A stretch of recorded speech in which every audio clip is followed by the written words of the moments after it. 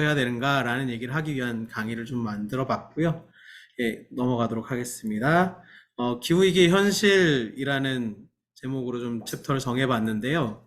IPCC라는 단체가 있습니다. IPCC가 뭐냐면, 기후변화에 관한 국가 간 협의체, 국가 간 이 협의를 주로 하는 그 기구입니다. 거의 모든 국가들이 들어와 있고요. 미국이 잠깐 트럼프 때 탈퇴를 했다가 다시 복귀를 하면서 이제 기후변화 관련된 협약을 이루어가는, 그러니까 정부 간의 협의체이기 때문에 사실 굉장히 보수적인 기구입니다. 여기는 어, 아직도 여전히 이제 기후위기 문제 얘기할 때 IPCC에서 나온 보고서를 중심으로 막 얘기를 하는데, 어떤 분들은 그렇게도 얘기를 하세요. IPCC 보고서 따라가다간 다 죽는다, 이렇게 얘기하시는 분들도 계세요. 과학자들이 그렇게 많이 모였는데, 사실 과학이라는 게 아주 객관적이고 합리적인 것만 같지만 실상은 과학이라는 것도 정치의 영향을 받을 수밖에 없는 지점이 있는 거잖아요. 과학자들에게도 돈이라는 것이 주어져야만 연구가 계속될 수 있고 이 일이 계속될 수 있기 때문에 이 IPCC 보고서는 굉장히 보수적으로 평가를 하는 보고서임에도 불구하고 이 6차 보고서가 들려주는 얘기가 굉장히 충격적이라서 제가 좀 인용을 해봤습니다. 어, 지금 이제 보여드리는 이 바코드 같은 이 그림은 그 글로벌 템퍼처 체인지라고 돼 있죠. 세계 기온의 변화인데요. 진한 파란색일수록 기온이 이제 낮은 거고, 빨간색으로 가면 갈수록 이제 온도가 높아지는, 그 기준 온도를 중간에 놓고, 기준 온도가 흰색이고 파란색은 기준 온도보다 낮은 경우, 기준 온도보다 높은 경우는 빨간색으로 표현을 한 것입니다. 이 위쪽은 이제 세계의, 그러니까 전체 세계 기온이 이제 이렇게 변해왔습니다라는 표를 보여주는 그림이고요. 이 아래에 있는 그림은 북극해의 기온 변화를 보여주는 것입니다. 위에 거는 1850년부터 2020년까지 기온 변화를 쭉 보여주는데, 여기 이제 추세가 기준 온도보다 낮았던 추세에서 중간 기준 온도 정도 되었다가 지금은 이제 빨간색으로 향해 가는 굉장히 급격한 변화를 이렇게 보여주는 그림이죠. 그런데 북극해는 더 심각한 사실은 모양새를 보여주고 있습니다. 들쭉날쭉하죠. 왔다 갔다 합니다. 그런데 뒤로 가면 갈수록 경향성에서 빨간색이 점점 더 자주 출몰하는 경향을 보여주고 있고, 가장 최근에는 빨간색만 나타나죠. 이게 이제 어떤 방식으로 나타나냐면, 북극이랑 모스크바 이쪽, 이렇게, 모스크바가 아니죠. 시베리아 이쪽은 붙어 있잖아요. 거의 동토층이라고 하고, 이제 시베리아에는 땅 속이 얼어 있습니다. 근데 이제 온도가 올라가 시베리아가 이제 20도, 30도 되더라는 겁니다. 겨울에도 막 10도 이상, 20도 이상 막 이렇게 나오는 경우들이 있어요. 그런 일들이 벌어지면 이제 얼어있던 땅이 녹아내리는 상황들이 벌어지거든요. 얼어있던 땅이 녹는 게 무슨 문제냐 이럴 수 있는데, 그 얼어있던 땅이 원래는 그냥 땅이 아니라 풀들이 이렇게 겨울이 돼서 막 눈이 막 내리고 이러면 그냥 그대로 얼어서 땅속으로 이렇게 들어가는 거예요. 이런 거 이제 썩질 않고 계속 그 상태로 이렇게 누적돼서 그 위에 또 풀이 자라고 그 위에 또 풀이 자라고 이렇게 흙이 덮이고 풀이 자라고 흙이 덮이고 풀이 자라고 이렇게 되는 거거든요. 근데 이게 온도가 올라가면 녹아내리는 겁니다. 녹아내리면 우리가 그 얼음이 녹으면 이렇게 물이 되면 부피가 줄잖아요. 그러는 것처럼 쭉 이렇게 땅속으로 이렇게 땅이 꺼지는 현상이 일어나면서 동시에 안에 있던 썩지 않았던 풀들이 다 썩는 현상들이 벌어지면서 그 안에 저장돼 있던 메탄들이 땅으로 이렇게 나오는 경우들이 생겨나요. 그러니까 이게 메탄은 이산화탄소보다 훨씬 더 심각한 기후 변화를 불러올 수 있는 더 강력한 온실가스라고 부르거든요. 그런 것들이 거기에 엄청나게 많이 잠재돼 있는데, 그것들을 다 녹여서 이렇게 발출하는, 이렇게 대기 중으로 발생시키는 이런 현상들이 나타날 수 있는 곳이 그 시베리아인데, 그 시베리아와 북극이 지금 그런 기온 변화를 겪고 있고 북극에 있는 얼음들이 많이 녹았다. 그래서 한동안 저희가 북극에 있는 북극곰들 걱정을 많이 했었잖아요. 얼지 않으면 그 이동을 할 수가 없는 거예요. 그러면 먹이를 찾을 수 없는 상황들이 벌어지고 이런 일들이 벌어지는 그 상황들이 이제 이것 때문에 다 초래된 얘기인 거죠. 그렇게 해서 변화가 일어났는데 이게 지금 산업화 이후에 이런 식의 변화들이 두드러지게 나타난다라는 게 굉장히 중요한 주제입니다. 원래 1.5도 얘기 많이 하고 2도 뭐 얘기 많이 했잖아요. 그 1.5도 기준이 어디냐면 산업화 이전에 비해서 지금 우리의 온도 상승이 얼마가 되어야 하느냐 했을 때 과학자들이 그나마 인류가 최소한이라도 생존이라도 해보려면 그러니까 이게 아주 적극적으로 잘 살 수 있는 기온이 아니라요.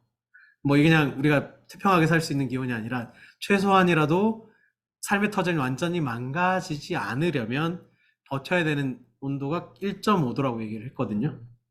그게 1.5도인 거예요. 근데 그 1.5도를 지키기 위해서는 우리가 2030년까지 탄소 배출을 제로로 그러니까 2030년까지 40% 이상 줄이고 저기 뭐냐 2050년 전에는 넷제로를 이루어야 된다라는 얘기를 했는데 사실 이 6차 보고서의 주제가 중요한 것이 무엇이냐면 6차 보고서는 그 50년까지를 40년까지로 줄였어요. 그래야 1.5도를 맞출 수 있다 이렇게 얘기를 했는데 정말 슬픈 얘기를 하나 드리자면 작년에 이미 1.5도를 넘어섰습니다. 그러니까 올 초까지 올해 1월까지 벌써 1.5도가 넘어섰다는 얘기가 나옵니다. 그러니까 굉장히 뚜렷하게 이제 기후 변화, 기후 재난들이 일어날 수밖에 없는 상황이다라는 것들을 보여주는 것이고요. 이게 한국입니다. 한국은 앞서 보여드렸던 그 북극과 거의 비슷한 모습을 보여주고 있죠. 한국도 굉장히 심각한 이 온실가스 문제의 주범 중에 하나라고 얘기를 합니다. 세계에서 국가 이 규모로 따지면 저희 땅덩어리 굉장히 좁잖아요. 근데 7번째로 탄소를 많이 배출하는 나라라는 거죠. 석탄 화력 발전소가 굉장히 많고 또 사실은 조금 불행한 면도 있습니다. 이제 기온차가 심하기 때문에 겨울에 난방을 안 할 수는 없는 거잖아요. 그러니까 난방이나 이런 것들로 사용하는 가스나 이런 것들도 또 다 그 온실가스를 배출하는 것이기 때문에 그 다른 지역에 비해서 좀 많이 배출하고 또 그렇게 많이 배출하는 국가들 같은 경우에는 기온 변화도 또 심각하게 뚜렷하게 나타나는 경향들이 있어요. 그런 측면에서 한국도 굉장히 많은 양의 탄소를 배출했고 기온 변화도 뚜렷하게 나타나고 있습니다. 사실 이게 어려운 얘기가 아닌 게 예전 생각해 보시면 쉬울 거예요. 예전에 제가 어렸을 때 제 어렸을 때 기억인데 기온이 30도가 넘어간다 그러면 뉴스에 나왔었습니다. 여름에. 다들 기억하실 거예요. 오늘은 30도가 넘겠습니다. 이렇게 뉴스에 나왔는데 이제는 30도가 넘는다고 뉴스에 안 나오잖아요. 40도쯤 넘겨줘야 이제 뉴스에 나올 것 같은. 그게 근데 기껏 한 3, 40년 안에 일어났던 변화라는 거죠. 이 3, 40년 안에 이런 변화가 일어났다면 이제 앞으로는 어떤 변화가 일어날 것인가라는 물음 앞에 이제 저희가 서 있다라는 거죠. 이게 아주 급격하게 이렇게 올라갔는데 매년마다 이렇게 올라갔는데 거의 그 변화가 이제 앞으로 어떻게 나타날 것인가의 문제가 있다라는 것이고요. IPCC 6차 보고서 얘기를 좀 하려고 합니다. 아까 말씀드렸다시피 국가 간 협의체 얘기고요. 세계적으로 권위 있는 과학자 234명이 쫙 모였습니다. 그래가지고 이 평가 보고서를 쭉 내는 거예요. 그 세 가지 보고서를 냈습니다. 1 실무 그룹은 이게 어떤 변화가 일어나고 있는지에 대해서 과학적으로 보여주는 것. 그러니까 기후 변화라는 것이 요런 과학적인 근거에 의해서 일어나고 있다라는 걸 보여주는 것이고요. 두 번째는 이게 어떤 영향을 주지 우리한테, 그리고 이걸 적응하고 있는 방식은 무엇이고 어떻게 적응해야 되지, 그리고 우리가 이걸 적응하지 못하는 취약함은 무엇일까, 이런 걸 보여주는 거고요. 세 번째는 이거 어떻게 하면 이걸 완화시킬 수 있을까를 얘기하는 거예요. 그걸 세 가지를 함께 합해서 종합 보고서 이제 내는 거고요. 이 내용을 이제 얘기를 하려고 하는데 6차 보고서가 말하는 우리가 처한 상황입니다. 진짜 중요한 얘기인데요. 이전까지는 인간의 영향이 한 70%, 80% 이렇게 쭉쭉 이렇게 늘려오다가 이제 보니까 기후위기는 인간이 초래했어. 이렇게 얘기를 하는 겁니다. 인간이 이걸 만들었네요. 인간이 배출한 온실가스 때문에 이 문제가 일어났습니다. 명백하다라는 말은 그런 얘기죠. 그리고 최근 많은 지역에서 이제 기후변화가 발생하고 있으며 이는 근현대 인류사에서 전례가 없었던 일이다라는 것을 이제 수많은 증거들이 뒷받침하고 있다. 그러니까 인류 역사상 통틀어 봐도 이런 일은 일어난 적이 없었다. 지구는 지금까지 수차례 대멸종을 경험했던 별입니다. 이 별에서 대멸종은 뭐 잘 아시다시피 공룡 같은 것들이 대멸종을 경험했었던 존재들이죠. 근데 그 대멸종, 5차례 대멸종 이후에 이제 6차례 대멸종이 임박한 것이 아닌가라는 얘기를 할 수밖에 없는 수많은 징후들이 나타나고 있다는 것이고요. 이 앞에 5차례 평가보고서 발간 이후에 온도가 더 빠르게 상승했다. 그리고 2016년부터 2020년 이 6차 보고서 발간됐을 때가 2020년 정도 됐는데 그때 기온이 1850년 이후 가장 높았던. 근데 그 이후로 지금 저희는 더 높은 기온을 경험하고 있습니다. 제 옆에 둔 사진은 몽골 저기 이제 은총에서 옆에 있는 옆 동네 사진 사막화가 되고 있는 공간입니다. 어, 나무 한 그루가 있어서 그냥 찍어봤어요.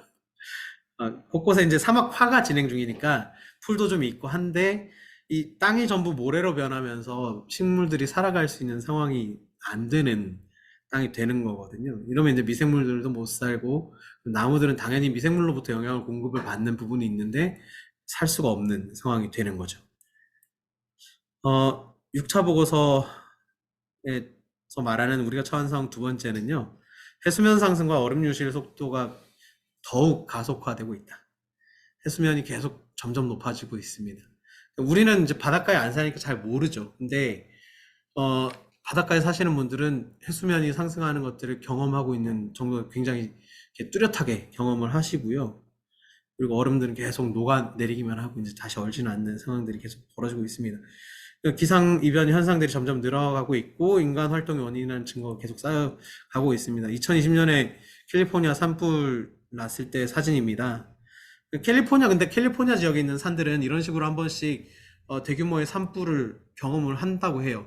이게 나무를 한번 이렇게 이것도 자연적인 현상이라고 하는데요. 이렇게 말라서 한번 싹 불이 타고 나면 새롭게 또 나무가 자라나면서 이 이제 숲이 또 만들어지고 이런 경험들을 하는데 워낙 대규모의 산불이 이때는 좀 벌어졌었고 굉장히 큰 피해를 좀 났었던 경험이 있는 거죠. 6차 보고서에 또 얘기하는 예상되는 기후변화 문제입니다. 우리가 온실가스를 배출하면 할수록 온도는 더 오르고 온도가 더 오르면 지구 시스템에 이상이 생겨서 기후도 더욱 악순환의 고리에 빠지게 된다 이렇게 얘기를 합니다. 이렇게 피드백 루프라는 표현을 쓰는데요. 안 좋은 방향의 피드백 루프를 타게 되면 이것이 이제 나락으로 빠지게 되는 상황이 벌어지는 것이죠. 그게 이제 그 한계 지점이 1.5도라고 보통 얘기를 해왔었습니다. 근데 지금 이제 1.5도 넘었다 그러니까 다시 한번 좀 고민을 해봐야 되는 거죠. 그럼에도 불구하고 인간의 최소한의 존엄성을 지키면서 내지는 이후 생명들과 함께 이 존엄성을 같이 지키면서 살아갈 수 있는 한계는 어디일까라는 지점 다시 고민해야 되는 상황일 수도 있습니다. 1.5도 상승 시에도 이제 기상관 측에서 전례 없는 극한의 기후들이 계속 증가할 수밖에 없는 현상이 나타날 것. 근데 이미 경험하고 있죠. 저희는 매년 경험하고 있습니다. 작년 여름에도 재작년 여름에도 경험했고, 그 전 여름에도 경험했습니다. 그게 이제 폭염으로 와서 아주 긴 여름, 예전에 2018년이었나요? 완전 폭염 진짜 심각했을 때는 매일 아침부터 30도가 넘고, 낮 때만 35도 이상 넘어가는 폭염이 계속 됐었잖아요. 40일 정도. 그때 작물들도 다 말라 죽고 막 물 없어가지고 난리인데 이게 그렇게 가는 어려움이 있거나 아니면 요 몇 년간은 계속 비가 그렇게 많이 내리는데 그것 때문에 이제 폭우가 한 뭐 300mm씩 막 하루 아침에 300mm씩 쏟아져가지고 사람이 죽거나 이런 경고가 일어나든지 아니면 지속적으로 40일 넘게 장마가 지속되는 이런 경우들이 발생하든지 이게 기상 관측상 전례가 없던 일들이기 때문에 그런 일이 계속 벌어진다라는 것입니다. 텍사스 이게 이제 한참 전에 얘기인데, 올 초에도, 작년 겨울부터 올 초에도 사실 미국에는 심각한 한파가 찾아왔었죠. 이게 해류가 변화된다고 얘기를 합니다. 이게 바다 온도가 변해요. 이게 에너지가 계속 누적돼서 쌓이기 때문에 해수 온도가 변한다고 얘기를 합니다. 그러면 해수 온도가 변하면 무슨 일이 일어나느냐? 해수는 온도 차 때문에 이렇게 순환을 하는 방식으로 움직이는 이게 흐름이 있었거든요. 그래서 무슨 쿠로시오 해류, 무슨 뭐 태평양 이렇게 나누어지는 해류 방향이 있었는데 이 방향이 엉망진창이 된다는 거예요. 지금 저희가 겪고 있는 기상이변의 대부분의 요인들은 이 해류의 변화에서 큰 영향을 받는다라고 얘기를 합니다. 특히나 이제 대서양 쪽 이쪽이랑 유럽 사이에 이렇게 대서양 쪽에서 도는 해류가 사실은 해수온도 변화 때문에 정체되는 현상이 벌어질 수 있다고 얘기를 하거든요. 근데 그게 얼마나 심각한 문제를 가져올 수 있냐면 지금 당장에 일어나는 일은 아니지만 이럴 수 있다고 경고를 했었는데 그게 뭐였었냐면 북미 대륙은 얼어붙을 것이라고 얘기를 했었어요. 그게 이제 퍼펙트 스톰 뭐 이런 영화에도 나왔었던 그건데 그 전망이 지금 거의 현실이 돼 가는 거 아닌가라는 질문을 할 정도의 어려움들이 일어날 수 있다는 거죠. 그런 부분들이 이제 지금 차츰차츰 징후로 나타나는 게 아닐까? 이런 얘기입니다. 이런 부분들이 변화되는 것이 그렇게 영향을 줄 수 있으면 이제 저희 태평양 이쪽에서 오는 해류의 변화는 우리 삶에 영향을 주겠죠. 결국에는 이게 비가 많이 내리는 방식으로 나타날 수 있고, 유럽에는 가뭄이 일어나는 형태로 나타날 수 있고, 파키스탄에는 뜬금없이 비가 그렇게 많이 내리는 현상으로 나타날 수 있는 겁니다. 이게 이제 순환 시스템이 고장나는 그것 때문에 극단적인 기후 현상들이 계속 발생할 수 있다. 근데 이게 정말 무서운 지점은 뭐냐면 예측이 불가능하다는 거예요. 알 수가 없다는 겁니다. 이걸 예측을 할 수 있으면 대비를 할 거잖아요. 비가 많이 내리는 시즌에 뭐 어떻게든 근데 사실 그것도 불가능하죠. 막 비가 많이 내리는데 강이 담아두고 산이 담아두고 강이 담아두고 이렇게 천천히 흘려보내는 시스템 자연으로 만들어졌는데 이게 이제 한꺼번에 더 많은 양이 내린다고 해서 더 많은 양을 붙잡아둘 수 있는 건 아니거든요. 그러면 흘러가 버릴 거라는 거죠. 결국에는 우리가 인간이 할 수 있는 일은 굉장히 한정적인데 재난은 굉장히 큰 규모로 엄청나게 일어나기 때문에 대비할 수 있는 그 능력은 별로 안 되는데 그래도 최소한이라도 이렇게 대비를 해보기 위해서 노력을 한다고 쳤을 때도 어, 예측이 불가능하기 때문에 이게 굉장히 심각한 사태로 번질 수 있다라는 얘기를 하고 있습니다. 장기적인 변화 이런 것들이 이제 노력을 하더라도 당장에 이 기온 상승을 멈출 수 있는 요인은 되지 않습니다. 이 조천호 박사가 항상 하시는 얘기인데 이게 40년 전에 배출됐던 온실가스가 지금 우리 삶에 영향을 준다고 얘기를 하거든요. 근데 그 이후로 계속 증가해 왔어요.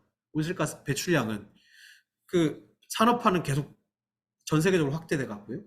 더 많은 온실가스를 계속 방출해 왔던 거죠.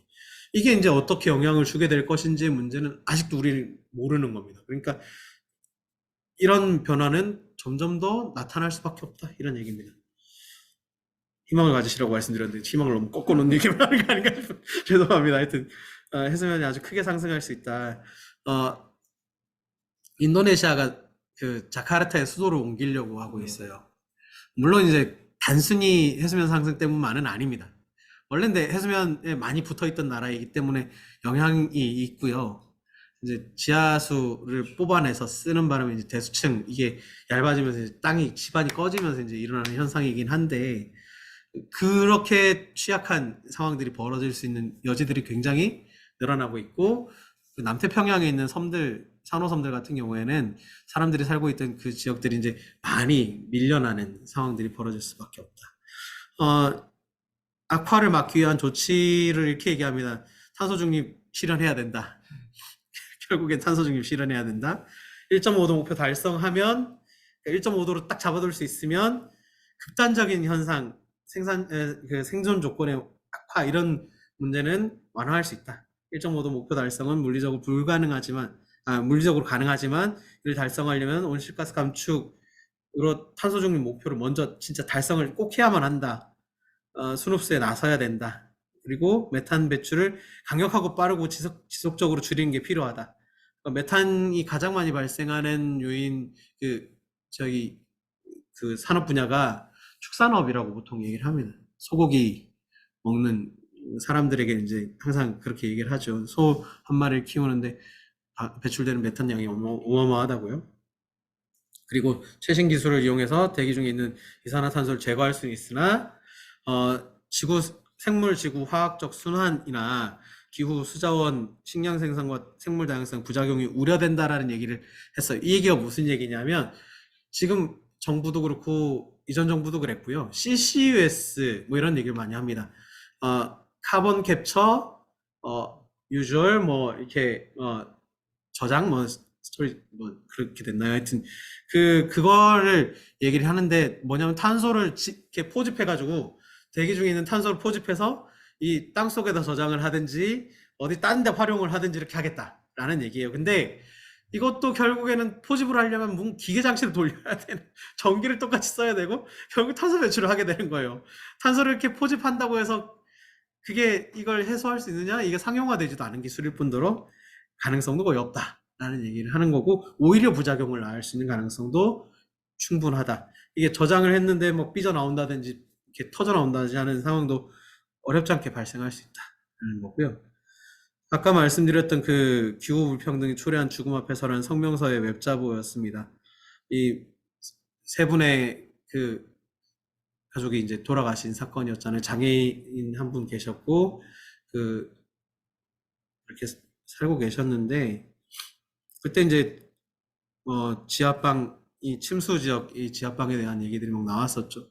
대책이랍시고 이제 지하방을 다 없애는 방향으로 얘기를 꺼냈었는데 아니면 뭐 대심도 터널 이런 얘기 또 나왔었는데 대규모 공사 토목공사 하면 결국엔 토목 건설하는 사람들만 돈 벌지 사실은 실제로 그 지역에 있는 사람들 피해를 완화시켜주지 못합니다. 결국에는 결국에 이 불평등 부정의의 문제가 기후 문제에서는 또 중요한 문제가 되는 거거든요. 그래서 저희는 기후 정의 얘기를 되게 많이 하는 상황이에요.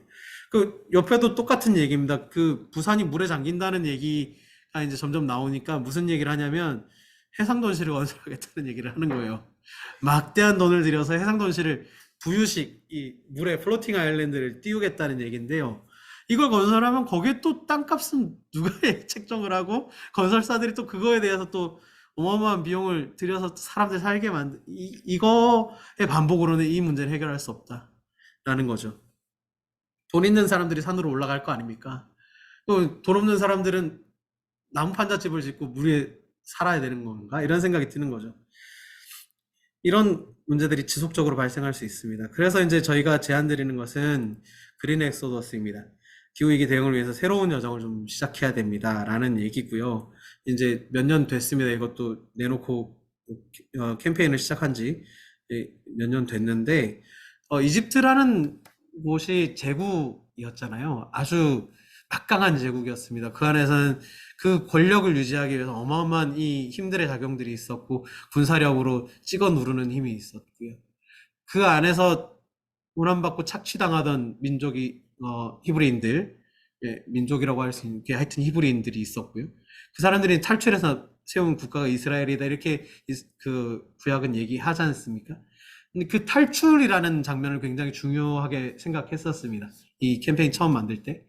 왜냐하면 그 제국의 질서에 부합해서 살아가고 있는 것이나 마찬가지, 지금 우리의 삶도 마찬가지다라는 생각이 들었어요. 사실은 이 기후위기라는 것은 굉장히 큰 제국의 질서에 가까운 이것으로 불을 창출해내고 탄소 배출을 통해서 불을 창출해내고 이 막대한 이 자원들을 이렇게 사실 저희 이제 이사님 중에 한 분이 항상 하시는 얘기가 그게 있어요. 옛날 사람들은 그렇게 큰 에너지를 쓰지 못했다는 거예요. 지금 우리는 집에 말 한 20마리, 100마리 정도 갖다 놓고 살고 있는 거나 마찬가지다. 우리가 쓰는 전기가 발생시킬 수 있는 힘 자체가. 그러니까 그 막대한 에너지를 사용하면서 살아가고 있는 우리 자신. 근데 우리는 이걸 위해서 또 뼈빠지게 일을 해야 되고 복무해야 되는 상황들이 벌어지는 것들. 이 제국의 질서를 탈출할 수 있는 방법이 무엇이 있을까라는 생각을 하다가 이제 이 얘기를 하게 됐습니다. 그래서 세 가지 얘기를 했습니다. 회색에서 녹색으로 라는 얘기인데요. 교회가 좀 변해야겠다. 기후 녹색교회로 갑시다. 이런 얘기고요. 그래서 기후행동주의를 제정합시다. 이런 얘기를 했었습니다. 이거 만들어졌습니다. 9월 셋째 주, 넷째 주 정도 이렇게 함께 합시다. 이렇게 자료집도 내고요. 그 다음에 이제 함께 모여서 예배도 드리는 일들을 해왔습니다. 그리고 2050 탄소 중립 선언도 LCC랑 유관기관들이 같이 해서 교단들이랑 같이 했었습니다. 요거는 이제 오른쪽에 지금도 여전히 몇 년째 계속 하고 계신데요. 울산 새생명교회 기장교회입니다. 이 한기학 목사님께서 매주 금요일마다 교인들과 함께 이렇게 기후위기 피켓팅하고 계시고, 2019년에 이제 9월 21일, 요건 매년 지금 진행되고 있는 행사죠. 기후위기, 기후정의 행진이라는 이름으로. 그리고 왼쪽 그림은 이제 영국에 있는 멸종저항이라는 단체가 한 시위입니다. 여기 이제 국회도 들어가서 점거도 했었고 그런데요. 여기 되게 재밌게 합니다. 이렇게 들어가가지고, 그냥 들어 누워요. 다들 들어 눕고 이렇게 팔짱 끼고 이렇게 사람들 이렇게 시위하는 거예요. 점거 시위인데 비폭력입니다. 그리고 들려나가면 들려나가는 대로 연행되면 연행되는 대로 갑니다. 근데 가면서도 계속 이 기후위기 절박성에 대해서 얘기하기 위해서 이렇게 하는 거죠. 이런 것들 이제 한국에도 멸종조항이 또 있어요. 그래서 이제 지난번에 봤더니 국회 정문 앞에다가 이렇게 해가지고 자물쇠를 이렇게 목에 걸고 이렇게 써가지고는 이렇게 정하는 시위를 하시더라고요. 이런 직접 행동들이 좀 필요한 시기고, 교회가 이제 이런 일들을 좀 해 나가야 되지 않느냐라는 얘기를 좀 하고 싶었습니다. 그래서 이제 탄소 중립도 선언하고 좀 이렇게 하면서 좀 선제적인 목소리들 내가 하면 좋겠다. 그리고 탐욕에서 은총으로라는 얘기입니다. 생명의 경제라는 게 필요하다. 이게 WCC에서도 이런 문서가 발간됐었는데요. WCC에서 이 문서를 발간할 때 이제 생명의 경제, 아가페 문서에 이제 얘기를 했었는데, 우리 자신 인간을 위한 어떤 경제가 아니라 지구 생태계 전체를 돌보고 함께 할 수 있는 경제, 그리고 지구 생태계 전체가 함께 공존할 수 있는 방향의 경제를 만들어가는 것이 필요하다. 이 인간들이 전체 전부 옛날 코난처럼 이렇게 원시시대로 돌아가거나 이런 상상은 불가능하지 않습니까? 대신 이제 이걸 역행하지 않더라도 우리 안에서 어떤 방식으로 이 탄소 배출을 감축시키면서 점점 더 이 하나님 주신 창조 세계를 아름답게 원래의 모습, 가까운 모습으로 지켜가면서 살 수 있을까에 대한 얘기들을 하는 생명의 경제, 그리고 그걸 만들어가기 위해서 이제 파괴되어가는 지역이나 이런 데들을 위한 아까 말씀드렸던 기후위기 최일선 이런 데에 대한, 그러니까 제주의 해녀들은 최일선 공동체입니다. 이런 거예요. 지금 예전에 비해서 10분의 1로 어획량이 줄었다고 얘기를 하시거든요. 그러니까 이런 피해를 받는 사람들을 위한, 그리고 해외 이제 아까 사막화 지역이나 이런 데를 위한 삽개오 기금이라고 표현을 했는데요. 삽개오라는 사람이 이제 자기가 벌어들인 이 범죄에 의한 수익들을 내놓고 이렇게 했던 그것들을 저희도 이제 기금을 만들어서 조금 이런 지역들을 위한 일들로 써봅시다 하는 얘기를 하는 것으로 이제 좀 제안을 드렸었습니다. 생명경제 관련된 세미나도 있었고 했는데 지금 지속적으로 제일 못하고 있어서 조금 아쉽긴 한데요. 좀 여력이 생기면 좀 해보려고 생각하고 있습니다. 세 번째 주제는 절망에서 희망으로입니다. 절망하면 안 되는 거죠. 그래서 행동을 할 수 있는 그룹을 좀 조직하고 생태 공동체 회복을 위한 프로젝트를 좀 해가겠다. 이 생태 공동체 회복 프로젝트는 아까 말씀 이 캠페인 이제 생명길 초록발자국 캠페인 이런 것들을 통해서 이제 행동들을 제안하고 이것들을 이제 실천해가는 그룹들을 이제 만들어가는 그런 얘기들을 했었고, 그다음에 이제 요게 이제 은총의 숲 사진입니다. 이것도 한 몇 년 된 사진인 것 같아. 한 5, 6년 된 사진인 것 같은데 10년 키워서 이만큼 자랐습니다. 이게 몽골인 거죠? 몽골입니다. 예. 이 왼쪽에 있는 나무가 포플러 나무인데 이 사람 키보다 좀 커요. 근데 이 나무는 이제 좀 물을 많이 먹는 나무라 조금 덜 심었고요. 이제 오른쪽에 비슬나무라고 하는 나무인데 이게 굉장히 이제 물도 적게 먹으면서 뿌리를 굉장히 깊게 박아서 이게 사막화가 진행되는 지역에서도 죽지 않는 나무로 유명합니다. 그래서 이런 나무들을 심어가지고 이제 그 지역에서 나무가 자라면 일단은 그래도 숲이 되면 생태계가 좀 돌아오는, 완전 회복은 아니더라도 복원까지는 아니더라도 일정 정도 기능할 수 있는 지역으로 만들어가는 이런 프로젝트 진행하고 있고요. 여기 이제 아래에 있는 나무는 레드 커런트라고 해서 이제 요 숲에서 키우고 있는 유실수입니다. 숲이 그냥 숲만 있어서는 안 되고 생존, 자립을 위한 공간이 돼야 되더라고요. 생각해보니. 지역 주민들도 와서 같이 살 수 있고, 저희가 좀 감동했던 거는 옛날에 아무것도 없는 황무지에 가까웠는데, 여기가 그래도, 지금은 이제 새들도 날아오고, 동물들도 찾아오고, 예, 이런 공간이 됐다라는 거. 이게 8월에 가서 이제 봤더니, 그 6월에 갔을 때 그냥 잡초인 줄 알았던 풀들이 전부 야생화더라고요. 꽃이 막 피어서 만발하는데 그 광경을 보고 좀 감동을 많이 받았었습니다. 이 열매는 이제 좀 팔아서 또 그걸 통해서 이 숲의 그 재원으로 사용하는 방식으로 활용하고 있습니다. 저는 좀 이 얘기를 좀 드리고 싶었습니다. 김종철 선생님 돌아가셨는데, 저 참 좋아했던 분이었거든요. 강의 있으면 찾아 듣고 막 이랬었던 분인데, 깊은 민주주의가 세상을 살린다라는 얘기를 하셨어요. 깊은 민주주의가 뭐냐면, 그러니까 그냥 표면적으로 투표하고 이런 민주주의 말고, 우리 안에서 깊이 서로 숙고하고 함께 이야기 나누고, 함께 이렇게 토론해 가면서 만들어가는 그 민주주의. 우리가 함께 의견을 모으고, 함께 토론하면서 함께 만들어가는, 노정해가는 방향이 우리를 살릴 겁니다. 이렇게 얘기를 하신 겁니다. 자본주의가 고도로 발달하고 경제 성장을 추구하면 할수록 권력의 집중 현상과 관료주의적 지배 구조가 강화된다는 분명한 사실이죠. 경제 성장은 현재 사회경제적 격차를 토대로 해서만 성립이 될 수 있고, 성장의 결과는 기왕의 불평등을 해소하거나 완화시키기는커녕 그 불평등의 구조를 온전 심화시키는 데 기여할 뿐입니다. 그러나 그런 불평등의 구조가 다시 계속적인 성장의 토대가 돼서는 안 되는 거죠. 이제 우리는 그걸 넘어서기 위해서 심층적인, 모두가 대등한 차원에 함께 존재하는 민주주의, 그리고 말 못하는 생명들까지도 함께 품어가면서 얘기 나눌 수 있는 심층의 민주주의가 필요하다라는 얘기를 하셨습니다. 이게 저는 정말 중요한 주제고 우리가 계속 고민해봐야 되는 지점이 아닌가 하는 생각을 해봤습니다. 마지막 페이지인데요. 이 오른쪽에 있는 게 제가 예전에 잠깐 키웠었던 토마토입니다.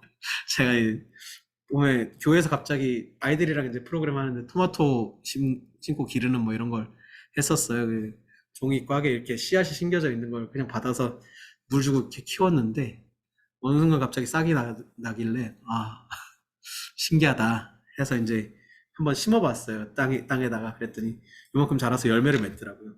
저는 이게 뭐랄까 희망의 단초 이런 느낌이었습니다. 저에게는. 예. 긴 시간 들어주셔서 감사합니다. 거의 정확히 시간을 지켜주셔서 너무 감사합니다.